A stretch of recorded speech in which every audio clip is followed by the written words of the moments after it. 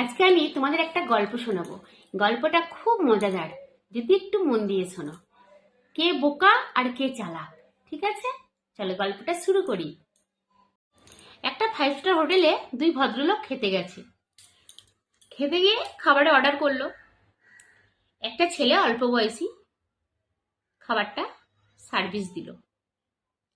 খুব ভালো সার্ভিস দিয়েছে, ওনারা খুব খুশি। ছেলেটাকে ডাকলো, এসো। ছেলেটা বিল নিয়ে আসলো, বিল দিল, সাথে যে পয়সাটা লোকটা দিল। ছেলেটা চলে যাচ্ছিল, ঠিক অমনি সময় ওই ভদ্রলোক ডাক দিল, এই শোনো। ছেলেটা বলল, হ্যাঁ বলুন। বলছে, তুমি খুব ভালো সার্ভিস দিয়েছো আমাদের খাবারে, তা তোমাকে একটা ট্রিট দিচ্ছি। তা উনি পকেট থেকে দুটো নোট বার করলো, একটা 500 টাকার নোট, একটা 100 টাকার নোট, টেবিলের উপরে রেখে দিল। ছেলেটাকে বলল, তোমার যেটা খুশি তুমি সেটা তুলে নাও, তোমার যেটা মন চায়। ছেলেটা কি করলো, 100 টাকার নোটটা তুলে নিল, দিয়ে চলে গেল। ওই ভদ্রলোক দুটো খুব হাসাহাসি করছে, বলছে, কি বোকারে, কি মূর্খ রে, ওকে 500 টাকা নোট দিলাম, ওটা না নিয়ে 100 টাকাটা নিল। ঠিক আবার নেক্সট দিন, পরের দিন আবার এসছে, আবার সেই ভদ্রলোকই এসছে, অন্য একটা বন্ধু নিয়ে এসছে। বলছে, দেখবি এই হোটেলে একটা ছেলে আছে, খুব বোকা, খুব মূর্খ, একটা গেম খেলবো, দেখবি? বলছে, হ্যাঁ।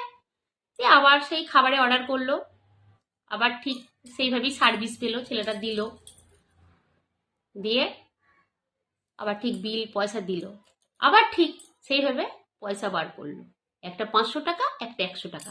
আর ঠিক সেই দিন আরেক ভদ্রলোক পেছনে বসে আছে, উনি কিন্তু সব শুনছে বা দেখছে, ঠিক আছে? আবার সেই ছেলেটাকে বললো যে, তোমার যেটা মন হয় সেটা তুমি তুলে নাও টেবিল থেকে, তোমার যে টাকাটা মন হয়। তখন ছেলেটা কি করলো, আবার সেই 100 টাকার নোটটাই তুলে নিল, চলে গেল। দিয়ে দুজনে আবার খুব হাসাহাসি করছে, দিয়ে চলে গেল। তা পেছনে যে ভদ্রলোক মানে পুরো জিনিসটা দেখছিল, সেই ভদ্রলোক ওই ছেলেটাকে ডাকলো, বললো, শোন বাবু, বলছে, ওরা যে হাসাহাসি করছিল, তোকে 500 টাকার নোট আর একটা 100 টাকার নোট দিয়ে বললো যে, তুমি যেটা মন তুমি সেটা তুলে নাও। তুই তো 100 টাকার নোটটা তুললি, দিয়ে ওরা খুব হাসাহাসি করছে যে তুই নাকি মূর্খ, বোকা। তাহলে তুই প্রমাণও সেটাই দিলি, তাহলে কেন এটা করলি? তখন সেই ছেলেরা বলছে, ইনি প্রায় দিনই আমাদের এই হোটেলে আসে খেতে, আর ঠিক এইভাবেই আমাকে দেয়, 500 টাকার নোট আর 100 টাকার নোট টেবিলে রাখে, আমাকে বলে তোমার যেটা মন সেটা তুলে নাও, তাই আমি 100 টাকা করেই তুলে নিই। তা 100 টাকা 100 করে আমি 5,000 টাকা জমিয়েছি। যেদিনকে আমি 500 টাকার নোটটা তুলবো, সেদিন থেকে কিন্তু দেওয়াটা বন্ধ করে দেবে। তাহলে এখানেই বুঝে নিন, মূর্খ বোকাটা কে। তাহলে আমরা জীবনে বড় হতে গেলে এক লাফে উপরে উঠতে গেলে হবে না, ধীরে ধীরে ধীরে উঠতে হবে। এই গল্পের মাধ্যমে তোমরা কি শিখলে?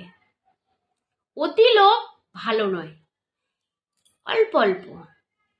তাই সেই ছেলেটা বলল, আমি যদি একবারই লোভে 500 টাকাটা তুলতাম, তাহলে আমার 500 টাকাটাই থাকতো, কিন্তু আমি সেই লোভটা করিনি, আমি 100 করে আমি 5,000 টাকা জমিয়েছি।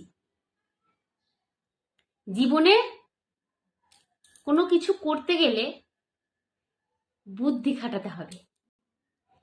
আমি এক লাফে উপরে উঠবো, এটা কেউ করো না, ধীরে ধীরে অল্প অল্প করে জল ভরো,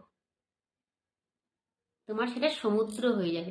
তাহলে বোকাটা কে, ওই ভদ্রলোক দুটো না এই ছোট বাচ্চাটা? আমার গল্পটা ভালো লাগলে অবশ্যই অবশ্যই তোমরা একটা মিষ্টি কমেন্ট করে যাবে, আর বোকাটা কে সেটা কমেন্টে বলে যাবে। নমস্কার।